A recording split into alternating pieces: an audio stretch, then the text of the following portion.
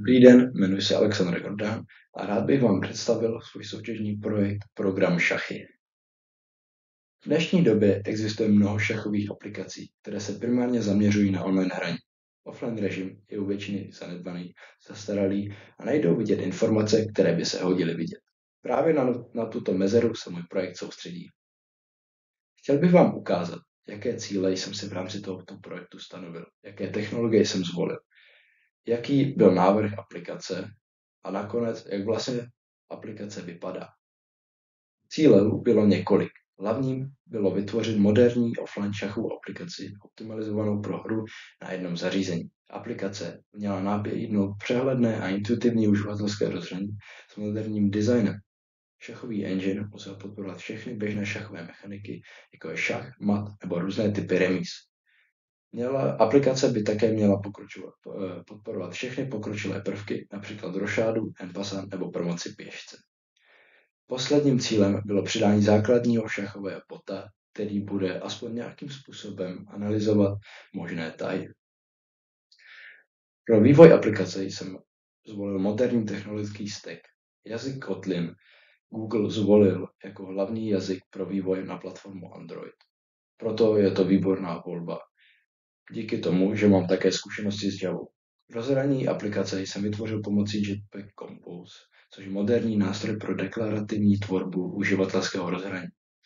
Projekt je spravován přes Gradle, který zajišťuje správné buildování a správu závislostí a knihoven. Jako vývojové prostředí jsem využil Android Studio a verzování kódu probíhal pomocí Gitu s hostováním na platformě GitHub. Návrh aplikace je jednoduchý. Spočíval pouze v rozdělení grafického rozhraní a logiky. Rozdělit kód na menší části, neboli modularizaci kódu. Byla potřeba rozvrhnout grafické rozhraní na obrazovky, které jsou menu, nastavení a hra. Také bylo potřeba navrhnout herní logiku, například jak bude fungovat detekce možných tahů. U bota bylo nutné navrhnout způsob, jak bude analyzovat tahy. V hlavním menu je k dispozici miniatura šachovnice, která slouží jako vizuální náhled. Uživatel si může zvolit barvu hráče, nastavit, zda chce hrát hru s časovou kontrolou, rozhodnout se, jestli chce hrát proti člověku nebo základnímu botovi. Všechny funkce jsou navržené tak, aby byly snadno přístupné a přehledné, což zajišťuje plynulý uživatelský zážitek. Aplikace nabízí několik možností přizpůsobení v sekci nastavení. Je k dispozici zapnutí tmavého režimu. Jdou vypnout nebo zapnout zvuky. Zvolit jazyk aplikace. Aplikace zatím podporuje češtinu a angličtinu.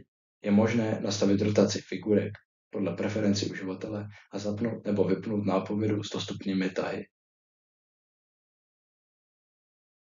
Herní obrazovka obsahuje všechny klíčové prvky pro pohodlnou hru. Ve spodní části se zobrazuje historie tahů, díky čemuž lze snadno sledovat průběh partie. Historie tahů se dá skopírovat do schránky. U každého hráče jde vidět jeho zbývající čas při hře s časovou kontrolou a také figurky, které sebral protihráčovi. Na šachovnici se zvýrazňují všechny možné tahy figurek, vybraná figurka, pole krále, pokud je zrovna v šachu, také poslední provedený tah. Šachový engine podporuje všechny šachová pravidla, jako jsou šach, mat, pat. Všechny typy remíz, například remíza nedostatkem materiálu nebo trojím opakováním pozice. Engine podporuje speciální tahy, jako jsou promoce pěšce, en passant nebo rošáda. Po konci hry je možné hru exportovat do formátu PGN, což je Portable Game Notation. A to znamená, že je možné hru analyzovat v nějakých chytřejších enginech.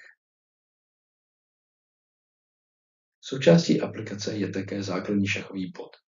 Bot provádí analýzu všech možných tahů a rozděluje je do 3 kategorií, které jsou dobré tahy, které berou figurku, normální tahy, které nemění situaci na šachovnici, a špatné tahy, které vedou ke ztrátě materiálu nebo pozice.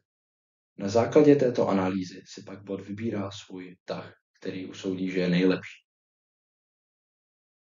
A tímto jsme se dostali ke konci. Podařilo se mi splnit všechny cíle, které jsem si na začátku projektu stanovil. Od funkční offline aplikace až po základního bota. Získal jsem cenné zkušenosti s návrhem architektury, práci s Jetpack Compose, Kotlinem a správou většího Android projektu.